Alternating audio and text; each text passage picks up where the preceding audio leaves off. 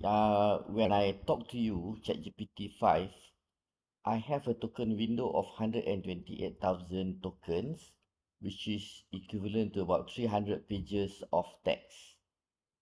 So, if I were to discuss with you a particular novel that has about 300 pages, that would be fine because you'd be able to consider the entire novel in one go and give me your feedback. But let's say I'm looking at five different Exactly. novels of 300 pages each, and I'm putting those works together. Let's say, for example, the works of Shakespeare. I'm interlinking all the works to find out a synergy that is created between the various works of Shakespeare. How would you, having only an attention span of 300 words, be able to give me a cohesive idea or cohesive answer to my questions, given your limited attention span? That's a great question. And it's a good way to understand how the context window works in practice. So, yes, if you're talking about a single novel of around 300 pages, that would fit within that large token window, and I could consider it all in one go. Now, if you're looking at five different novels of similar length, all interlinked, like multiple works of Shakespeare, that would definitely exceed the 128,000 token window if you tried to load them all at once. But that doesn't mean I can't help you find synergies or give you cohesive insights. We can just break it down into smaller parts. For example, we could discuss themes or characters from one or two works at a time and then build on that analysis step by step. Essentially, I can keep track of what we've discussed and help you synthesize insights across multiple conversations, even if I can't hold all five novels in memory at the exact same time. So while there is that token limit in any single response, we can definitely navigate it by discussing things in chunks and then bringing those insights together. So, you are saying that we will have to break our conversation into chunks. So we can, for example, discuss Macbeth in one chunk, and then we can move on to King Lear, or then we can move on to uh, the Merchant of Venice, and then we can move on to others, say uh, something else. Uh, but I want to be able to say, talk about general overall theme of, let's say, power manipulation. Uh, that Yes. Go ahead. Sure. So the idea is that even though we break things down into chunks, like discussing Macbeth, then King Lear, then The Merchant of Venice, we can still absolutely talk about an overall theme like power or manipulation. What we do is gather insights from each play and then combine them. I'll keep track of the key points we discuss from each work, and then we can synthesize that into a cohesive view of how that theme runs through all the plays. So even though I can't hold all the text in memory at once, I can still give you a cohesive analysis of the overarching themes by building on each part of the conversation. Feel free to dive in whenever you're ready. Is this like working on a huge jigsaw puzzle, one corner at a time? Exactly. That's a perfect way to put it. It's like we're tackling different sections of a big puzzle, one corner at a time, and then fitting those pieces together to see the full picture. That way, we can still explore the bigger themes and connections across all those works, just in a more manageable way. So we'll piece it together step by step. Okay, that works fine if the subject is not critical. Let's say the subject is more critical. So I'm fetching data from a financial system or ERP operations system, say a logistics system or a manufacturing system, uh, contract management systems. I'm looking at CRM, and I need to have a very cohesive idea of certain aspects of the business that spans across all these systems. Will it be reliable for me to depend on an LLM like you, who are able to jump from one topic to another, but you have to put everything together after you've gone through the chunks? Would you be able to come up with a cohesive answers given your limitations. Be truthful to me.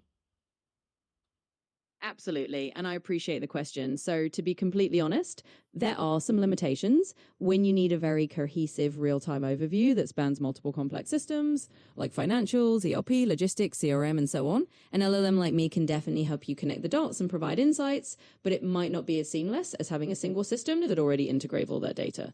In other words, I can help you step through each area and then we can piece together a coherent view, but it does involve a bit of that puzzle solving approach. For very critical business operations where real time, fully integrated analysis is crucial, it's often best to use a dedicated system that's designed to handle that data in one place. That said, I can definitely still assist you in synthesizing information, identifying patterns, and making sense of complex topics across different domains. Just might take a bit more back and forth to put all the pieces together. Okay, let's take some example. Let's say a conglomerate um, owns a lot of properties and land bank and plantations in several different areas. Really, really huge land bank. And the interplay between the properties, land, economic scenario, government policies, existing rules, changes to rules is very important for the company to be able to plot their strategic plans, perhaps on a, or monitor them on a monthly basis.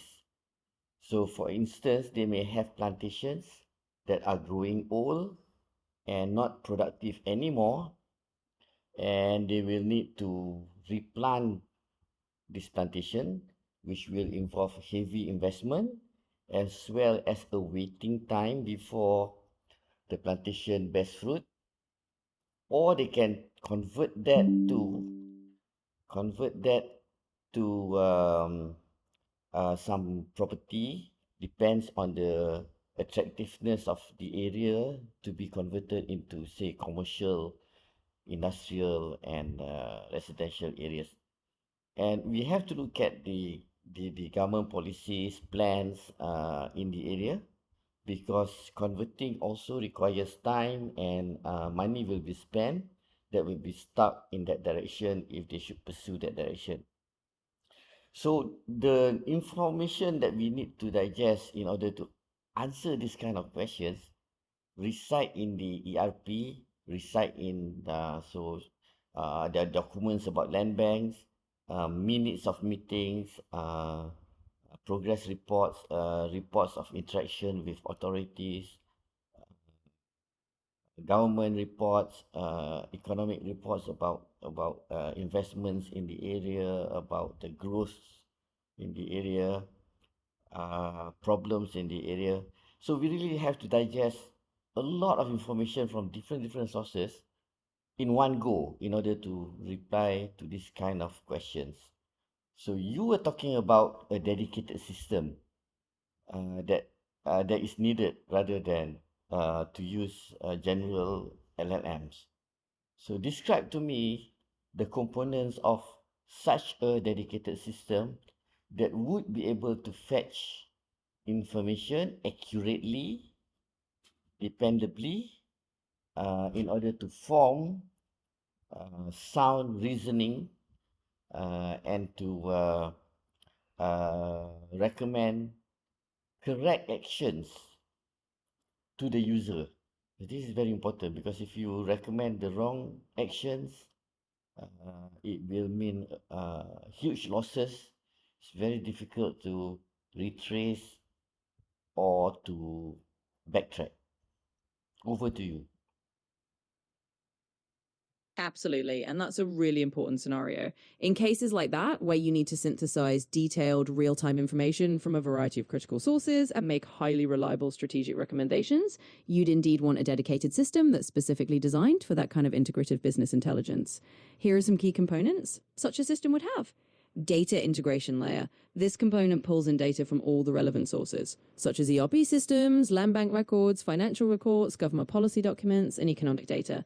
It ensures that all this information is collected in a standardized and accurate way, so you're not missing any key inputs. Knowledge graph or data fabric. A knowledge graph or a data fabric helps map relationships between all these different data points. It allows the system to understand how a change in government policy might impact land value or how replanting a plantation could affect financial forecasts. Essentially, it creates a web of interconnected knowledge so that insights can be drawn more intelligently. 3. Advanced Analytics and AI Engine. This layer uses machine learning and AI to analyze the integrated data. It can run simulations, forecast outcomes, and identify trends. For example, it could model the financial impact of converting a plantation into residential property versus replanting it, taking into account government incentives, market conditions, and timelines. 4. User interface and dashboards. The system would have an interface that allows decision makers to visualize all this information in a clear and interactive way. They could see real-time updates, run different scenarios, and get recommendations that are backed by data. 5. Audit trail and explainability. Given the importance of these decisions, the system would also have an audit trail that shows how it arrived at its recommendations. This means you can see which data points were used, what assumptions were made, and how the conclusion was formed, ensuring transparency and trust in the system's advice. In short, such a dedicated system would be built to handle large, diverse datasets and provide reliable, well-documented strategic insights. While an LLM can help with brainstorming and putting together information, a specialized system like this would be more dependable for making high-stakes business decisions. Okay, so uh, when you were mentioning about AI in the context of the system that you described just now, you are not talking about LLMs, right? You're talking about AI that detects patterns and correlations between different factors in a multivariate environment. And LLM is a different thing when you mention that. LLM is the means by which users would be able to interact, talk, write to the system, right? So LLM is the interface apart from dashboards or self-serve analytics that the user can use to assess the pool of knowledge you mentioned in the knowledge graph. So am I correct to say that the AI that you were referring to just now is a different type of AI, perhaps consisting of neural networks, convolutional networks, and other types of architectures that helps you to identify patterns, see correlations, do work on the data for advanced analytic purpose? It's not the LLM that you're talking about. The LLM is a different AI in the system. Am I correct to say that?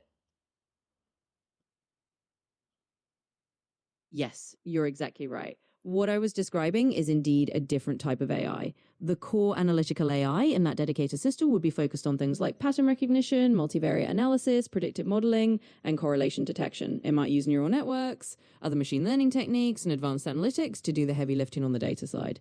On the other hand, the LLM, large language model part, is more about the interface, how you as a user interact with the system. It's the conversational layer that lets you ask questions in natural language, get explanations, and understand the insights that the analytical AI produces. So in a nutshell, yes, the LLM is the user-friendly interface that helps you communicate with the system, while the deeper analytical AI is the engine that actually processes the data and finds the patterns. You've got it exactly right.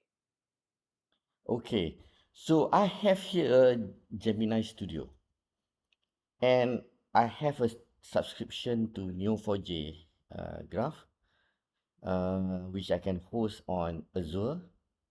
How do I make this Gemini Studio link to my Neo4j Graph database? Absolutely. I can give you a general idea of how to do that. To link your Gemini Studio setup with your Neo4j Graph database on Azure, you typically follow steps like these. 1. Set up your Neo4j instance on Azure. Make sure your Neo4j database is up and running on Azure. You want to have the connection details handy, like the URI, username, and password. 2. Enable connectivity. Ensure that your Neo4j database is accessible from the environment where you're running Gemini Studio. This might involve configuring firewall rules or network settings to allow traffic between the two services. 3. Use a driver or connector. In Gemini Studio, you'll likely be able to use a Neo4j driver or connector. This is usually a piece of software or a library that lets you send queries to your Neo4j database from your application. For Python, for example, you might use the Neo4j Python driver. 4. Write query logic in Gemini Studio. Once the driver is set up, you can write code or use built-in tools to query your Neo4j database. This will let you pull in the data from your graph and you hit within the Gemini Studio environment. 5. Testing and validation. Finally, test your connection and queries to make sure everything is working as expected. Once it's all set, you should be able to seamlessly integrate your Neo4j data with whatever you're doing in Gemini Studio. If you need more detailed steps or run into any specific issues, just let me know. So I want to verify that by having this link between between the AI Studio in Google, I can use the Gemini LLM as an interface for the user to query the Neo4j database. In particular, I wish to create a conversational AI interface for the user, and we can do that using the arrangement, the linkage between AI Studio and Neo4j that you mentioned just now. Is that correct? Is that 90% correct? Is that 60% correct? Or is that absolutely correct? Yes, you're absolutely on the right track, and that's correct. By linking Gemini AI Studio with your Neo4j database, you can indeed create a conversational AI interface. In this setup, the Gemini LLM will act as the front-end interface for users to query and interact with your data in Neo4j. It's a common and powerful approach to let users ask questions in natural language and get responses based on the underlying graph data. In other words, it's not just partially correct, it's fully correct that you can achieve this integration and to create a conversational experience for your users. If you have the pieces in place, this setup will allow you to leverage Neo4j's graph capabilities through a user-friendly AI chat interface. I want to create a pilot project. I don't want to go through the hassle of multiple clouds talking to each other, where I have to configure firewall rules and all those kind of details. I want to have an easy environment where I can integrate Neo4j with Google AI Studio. Can you suggest me what platforms should I use? Should I host it on Google? Should I host it on Amazon? Should I host it on Azure? Uh, how? Tell me. Absolutely. I understand wanting to keep things as simple as possible for a pilot project. If you want to avoid dealing with cross cloud configuration and just keep everything in one environment, here's what I'd suggest use Google Cloud for both. Since you're already using Gemini AI Studio, which is part of Google's ecosystem, it'll be straightforward to also host your Neo4j instance on Google Cloud Platform, GCP. This way, you can keep everything in the same cloud environment and avoid the hassle of configuring into cloud networking. GCP supports Neo4j deployment, and you can spin up a virtual machine or use Kubernetes to host Neo4j right there. Why Google Cloud? It simplifies the integration because both services are within the same cloud provider. That means you won't have to deal with firewall rules or complex networking between different cloud platforms. Everything will be under the same cloud project, making it much easier to manage permissions and connectivity. So in short, if you host your Neo4j on Google Cloud, you'll have a smoother experience integrating it with Gemini AI Studio and avoid the multi-cloud complexity. Let me know if that helps. Your voice is getting hoarse. Am I texting you too much? You're having a sore throat or something? Oh, not at all. My voice is just here to help and I don't get sore throat. So no worries. Feel free to ask as much as you need. Okay. Um, so you also mentioned just now knowledge graph as well as uh, data fabric. So is data fabric a replacement to knowledge graph? And knowledge graph replacement to data fabric? Or do I need to use both in tandem because they are serving different purposes? That's a great question. So, a knowledge graph and a data fabric are related concepts, but they aren't exactly interchangeable. They actually complement each other and can be used together for different purposes. A knowledge graph is a way of structuring and representing data that focuses on the relationships between entities. It's great for understanding how different pieces of information are connected and is often used for things like semantic search, recommendations, or drawing insights from interconnected data. A data fabric, on the other hand, is more of an architecture or an approach to managing data across a complex environment. It allows you to integrate and access data from different sources in a unified way. So it's more about the infrastructure that makes it easier to move and combine data, whether that data is structured, unstructured, or comes from different sources. In other words, a data fabric helps you manage and integrate data from everywhere, and a knowledge graph helps you make sense of that data by understanding relationships. They serve different purposes, and using them together can be very powerful. You don't have to choose one over the other. You can use both in tandem if your use case benefits from both data integration and relationship mapping. So data fabric is not actually the place where data is being stored, but data is stored in your data lake in using different types of file systems. Maybe you use Amazon S3, you use Hadoop distributed filing system, something else that forms your data lake. You may also use Delta files and things like that, Delta lakes and things like that. And then data fabric is the one that pulls data from all these separate sources and it creates a framework of addresses so that it's just like a data dictionary for the enterprise where the user accesses the data dictionary in more or less a layman term, and the dictionary knows where to get the data that the user requires, which may involve uh, pairing or matching data from different sources, combining them in sophisticated ways before the data is given to the user. So that is the function of data fabric. It's the namespace and virtual names for the data bits that is stored inside those files.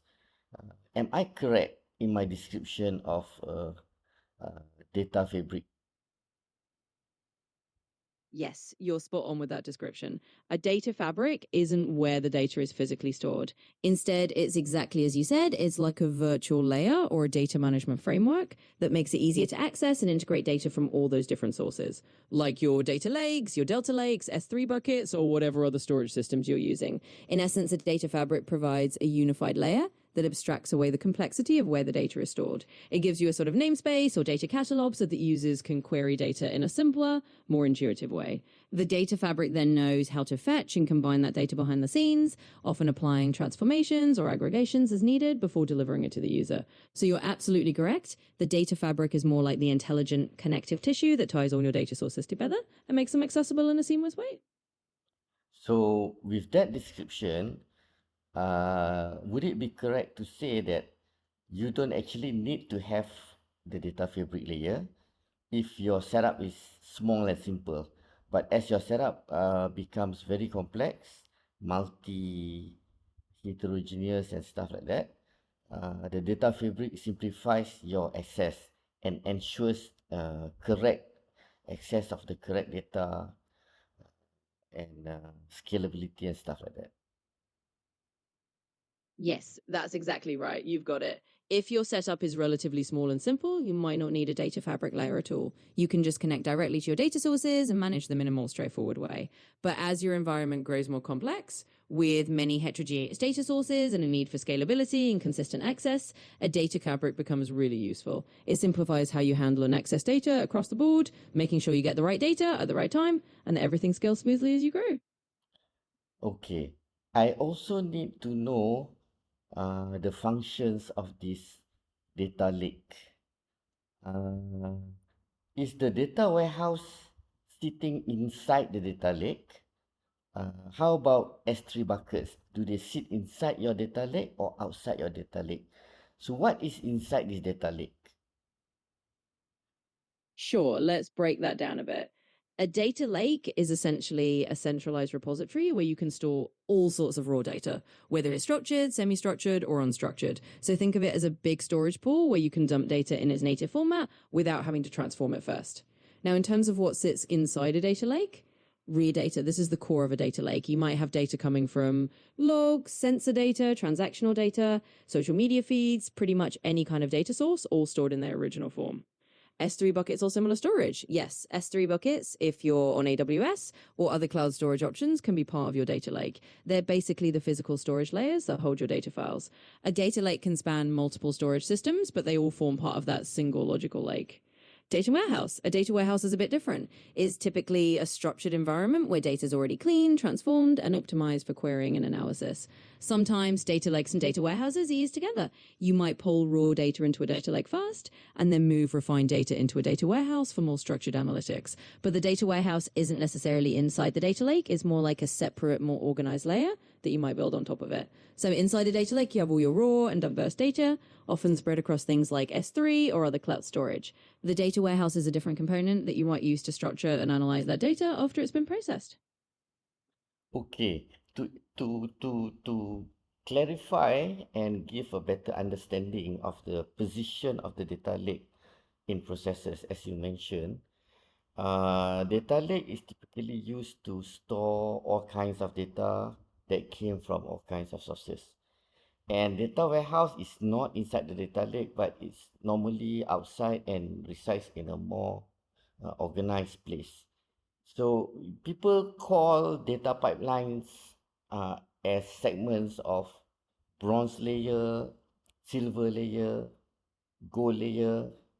So would I be right to say that in the bronze layer, uh, you have routines that where they call it ingestion, routines that ingest data from different sources, store them temporarily on some kind of storage in the data lake, uh, typically a columnar with databases or things like that that fast,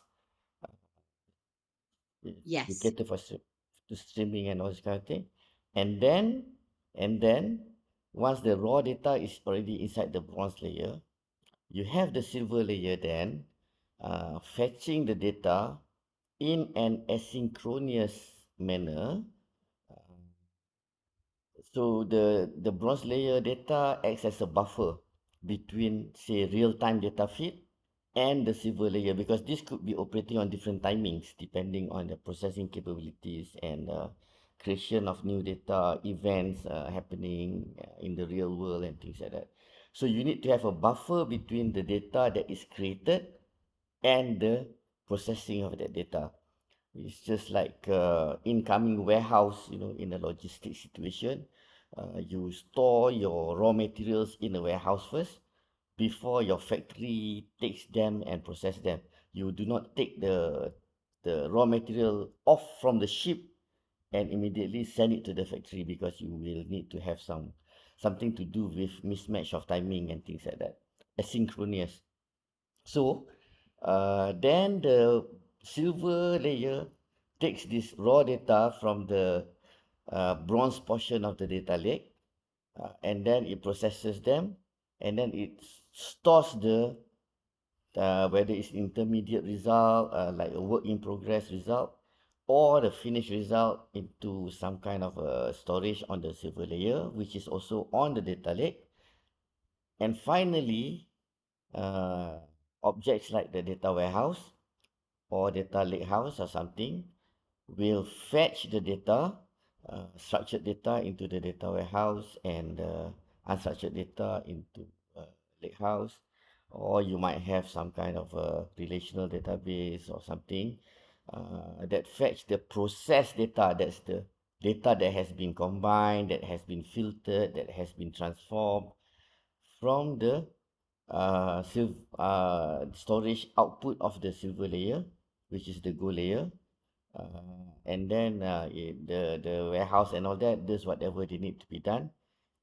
And this is where AI that you mentioned just now, like advanced analytics, predictive AI, uh, diagnostic AI and stuff like that, will use data not from the bronze layer, not from the silver layer, not from the gold layer, but from the data warehouse, data lakehouse. So they know that they're dealing with data that has been fully processed, that has been validated, that has gone through all the rules in order to be able to make good decision. Am I describing this correctly? And how many percent would you say that whatever I say is correct? You've got it pretty much spot on. And I'd say you're about 95% correct.